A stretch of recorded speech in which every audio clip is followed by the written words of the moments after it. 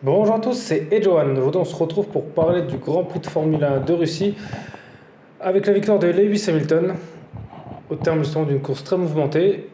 Mais avant de vous parler de la course en détail, je vous laisse découvrir le classement.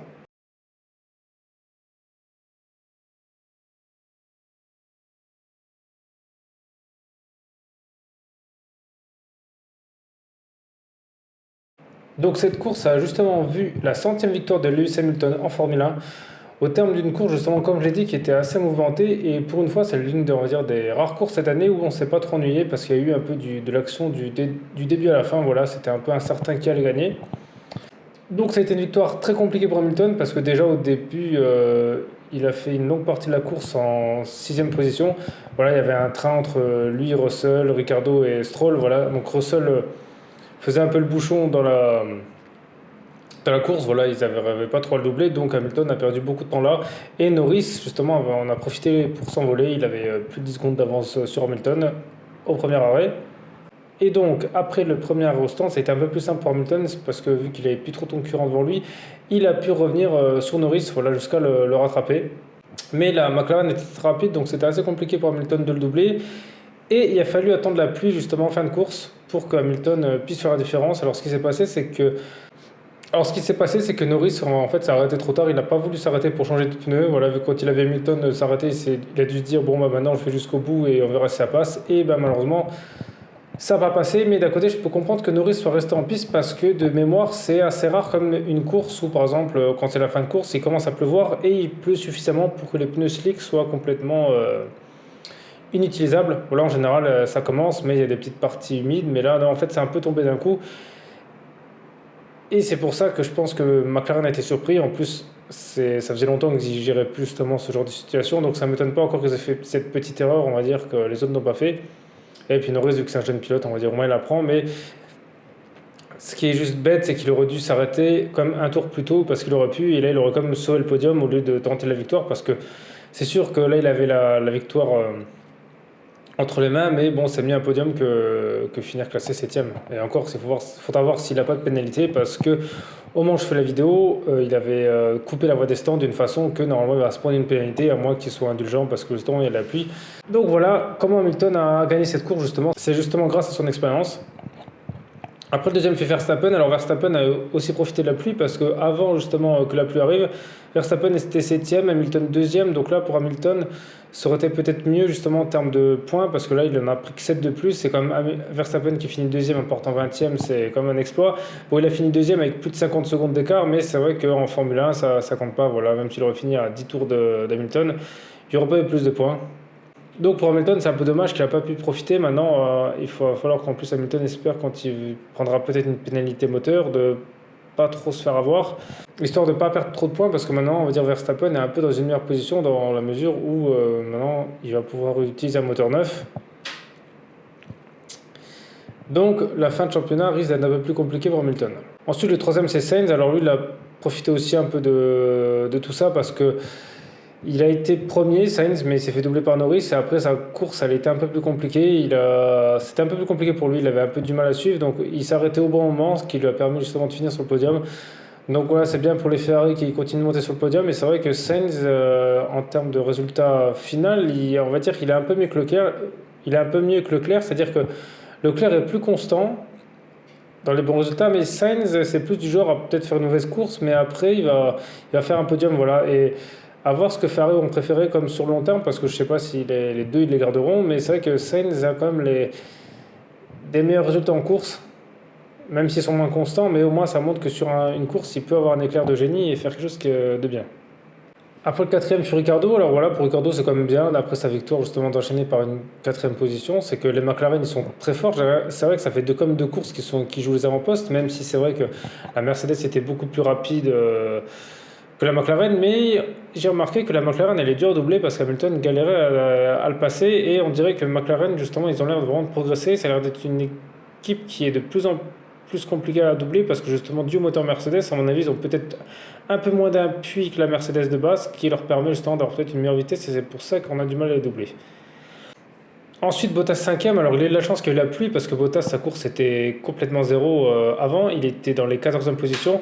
Et moi, je pense que depuis, on va dire, qui c'est qui part de chez Mercedes, il aide vraiment plus du tout Hamilton, hein, parce que Verstappen était derrière lui. Il s'est fait doubler sans même se battre. Voilà, c'était vraiment pas bon. Je me demande si Mercedes devrait limite pas mettre Russell déjà à la place de Bottas parce que là, Bottas, il leur sert quasi à rien et je pense que ils n'arriveront pas à jouer le titre constructeur avec Bottas parce que là, ça se voit que je pense qu'il doit être démotivé, il fait plus rien. Voilà, il est complètement à la ramasse et donc ça, je pense que c'est un peu compliqué. Puis vu qu'il se dit qu'il va partir, à mon avis, il a plus envie de se battre pour l'équipe et ni pour Hamilton. Ensuite, le sixième, ça a été Alonso. Alors j'aurais pensé qu'il aurait pu mieux faire, justement, qu'il serait peut-être mieux sorti sous la pluie parce qu'à un moment, il était quand même quatrième. Voilà, il n'était pas si mal que ça. Donc j'aurais pensé justement que la pluie aurait permis peut-être à des pilotes de faire la différence, mais là non. Là, ça a pas trop joué en sa faveur. Bon, après, c'est comme déjà une bonne place, hein. Voilà, les Alpines, on va dire, eux, c'est un peu un coup ils sont bons, un coup ils sont moins bons. Bon, sur ce circuit, ils étaient un peu mieux que d'habitude. Voilà, ils ont quand même fait une bonne course dans l'ensemble. On les a vus, ils avaient une bonne stratégie parce qu'ils ont soutenu le. Ils ont réussi à tenir leurs pneus très longtemps, donc je pense qu'ils étaient comme dans le coup sur cette course. Voilà, bon, après Norris 7ème, mais bon, on va voir s'il va rester là à cause de sa possible pénalité. Le 8ème Raikkonen, alors c'est très bien pour son retour, en plus à la compétition après qu'il ait contracté le virus.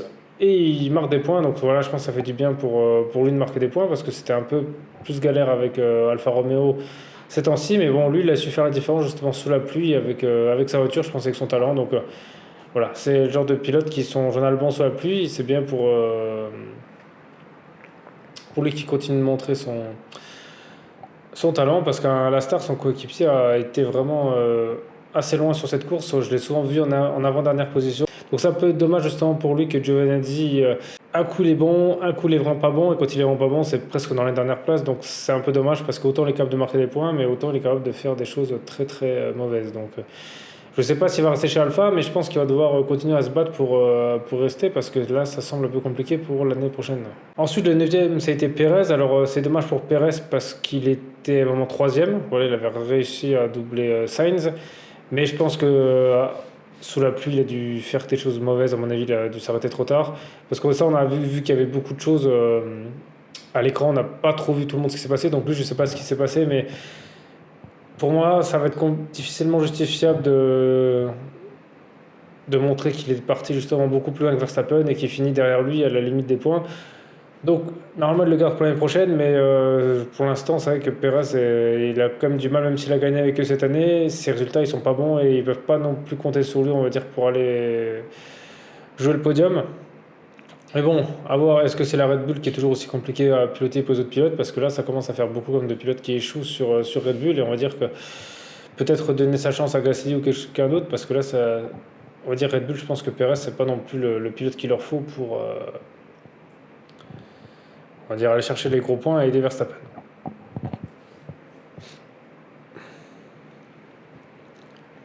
Et le 10e, ça a été Russell. Alors voilà, c'est une belle récompense ce point justement pour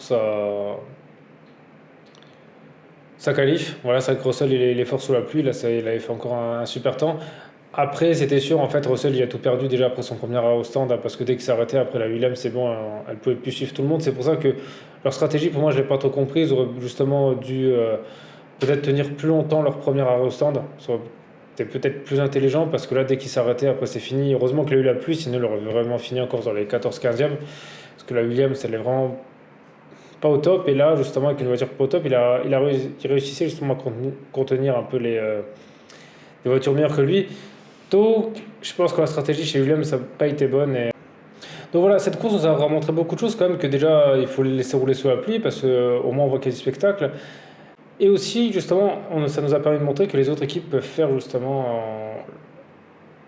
des bons résultats. Voilà, parce que McLaren, c'est vrai que je suis pas sûr qu'Hamilton aurait réussi à le doubler à la fin parce que on a vu comment les voitures sont réglées, que par exemple là, justement, McLaren avait fait un choix intelligent de faire en sorte d'être meilleur dans le troisième secteur parce que c'était là qu'il y avait la plupart des dépassements et justement en ressortant mieux qu'Hamilton dans le troisième secteur, ça lui permettait justement de toujours avoir la ligne droite d'avance et de presque jamais se faire doubler parce que bon, Hamilton a quand même eu Ricardo, mais ça a montré quand même que les autres équipes ils se rapprochent comme des équipes de tête et que, on va dire, si l'équipe de tête n'est pas dans les meilleures conditions, ils peuvent avoir du mal à dépasser les autres. Donc voilà, mon effet espère que la prochaine course elle soit aussi passionnante parce que c'est vrai que des courses où on va dire on ne sait pas qui va gagner et puis il y a un peu du dépassement dans tous les sens, c'est quand même assez rare là. C'est vrai que le fait que Verstappen il soit parti loin, ça a permis d'avoir du spectacle. Bah, j'espère que justement d'avoir vu ça, ils vont pas avoir l'idée de mettre une grille inversée parce que si on voit du spectacle comme ça, peut-être ça peut justement inciter à faire ça. Mais là, dans ce cas, beaucoup de pilotes seraient contre et d'équipe aussi, parce que là, on va dire, on pénaliserait le côté sportif et on verrait qu'une voiture, par exemple, comme une McLaren pourrait gagner, parce qu'en fonction de comment ils font leur réglage, ce serait peut-être très compliqué de les doubler sur certains circuits. Donc voilà, après justement, vous dites-moi dans les commentaires ce que vous avez pensé de cette course. Si vous pensez que maintenant, grâce à son avantage moteur, peut-être Verstappen va rattraper Hamilton, ou si vous pensez que la Mercedes, justement, peut encore faire de très bons résultats et être meilleure que la Red Bull jusqu'à la fin de la saison. Et sinon, merci à tous d'avoir regardé cette vidéo, c'était AJ1, on se retrouve très vite pour une prochaine vidéo.